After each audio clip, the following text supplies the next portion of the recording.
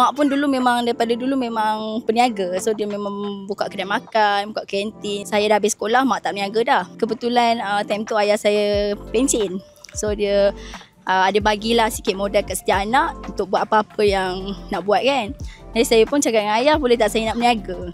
Lepas tu ayah pun cakap okey lah, boleh je berniaga. Lepas tu tapi disebabkan tercetusnya buat idea tempoyak ni, sebab arwah kakak saya dia cakap kalau nak berniaga boleh, tapi buat menu tu lain daripada yang lain. Dia kata tak perlulah buat perniagaan macam mak buat, kira kedai makan biasa kan, goreng-goreng yang lakat semua datang.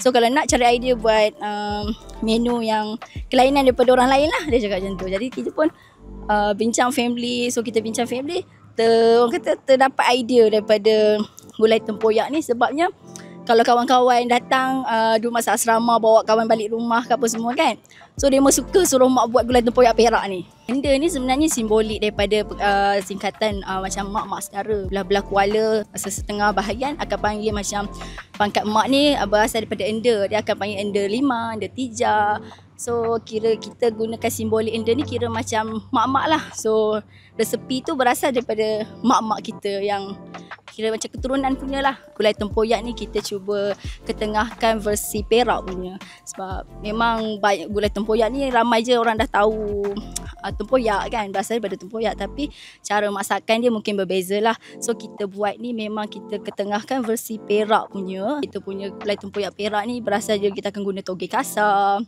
Lepas tu timun, orang panggil timun apa? Timun tua yang warna coklat tu kan. So timun. Tapi kita kat kedai kita akan guna toge kasar lah. Kalau toge kasar tu tak ada stok pun kita akan tukar kepada timun tua tu. Menu sambutan kita mestinya tempoyak lah. So bila customer datang kita akan cakap signature kita gulai tempoyak. So dia orang akan ambil biasanya tempoyak patin lah.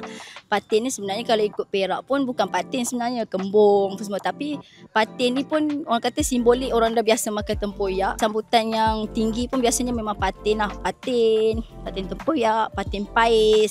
Ya, stok tempoyak tu kita ada juga. Kita memang dah ambil supplier kita memang yang menjual durian. So kita ada ambil, kita memang dah book lah. Kiranya bila dia orang ada stok tempoyak, tolak dengan kita. So tempoyak pun kita pakai kalau ikutkan sepanjang perniagaan lah. Orang kata dalam sebulan tu boleh cecah 50 kilo ke 100 kilo. Ikut kadar customer lah.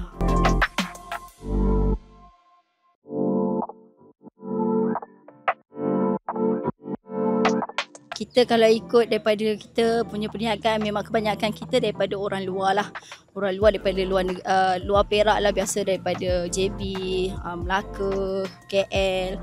So memang kita pun kadang-kadang kita tanya, memang kebanyakannya semua daripada luar negeri Perak lah. Daripada luar negara pun Alhamdulillah memang ada juga yang singgah. Ada pernah datang daripada China pun pernah. Lepas tu ada daripada Filipin.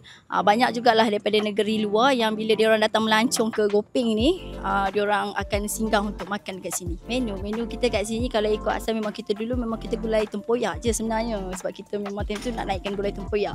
Tapi bila customer datang tak ada menu lain kan, so macam terpinga-pinga juga dia tak makan tempoyak. So kita buatlah menu tambahan. Kita ada asam pedas, gulai lemak cili api, kita ada juga bakar-bakar, kita ada masak sambal petai ke. Lepas tu biasalah tambahan goreng kunyit, goreng tepung. So masih adalah makanan yang lain daripada gulai tempoyak. Kalau kita kat sini kita ada set. Set tu ada yang set single dan set hidang yang boleh makan ramai lah. Kalau set single tu harga kita bermula daripada RM10 sampai ke RM30. Untuk satu set akan dapat ada nasi, telur dadah, ulam, sambal dengan lauk pilihan tu lah. Lauk pilihan tu ikut pada customer lah, boleh pilih lah. Sebabnya kita tak tetapkan harga kat sini sebab kita ikut harga pada pasar. Kalau hari ni pasar harga tu tinggi, kita akan tinggikan sikit lah. Kalau harga tu rendah, kita akan turunkan harga tu. Kalau ikut kita nak adakan balik simbolik teratak tu sebenarnya. Sebab kalau orang tahu kita sebenarnya daripada 2015. So kita buka daripada 2015, kita menggunakan simbolik tu daripada sebuah rumah kampung. Tapi kita pun telah berpindah ke tempat yang lain. So kita dah tak ada guna simbolik rumah tu lah. So kita punya planning memang kita naikkan balik rumah tradisi tu lah, untuk adakan balik simbolik teratak tu. Okay, kita ada media sosial kita lah. Kita ada di TikTok, Instagram, Facebook pun kita ada lah. So kalau ikut kita cuti setiap hari Rabu.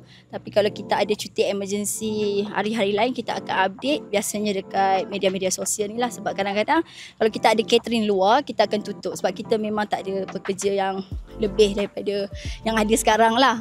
So kalau kita ada catering besar di luar, memang kita akan tutup untuk uruskan catering.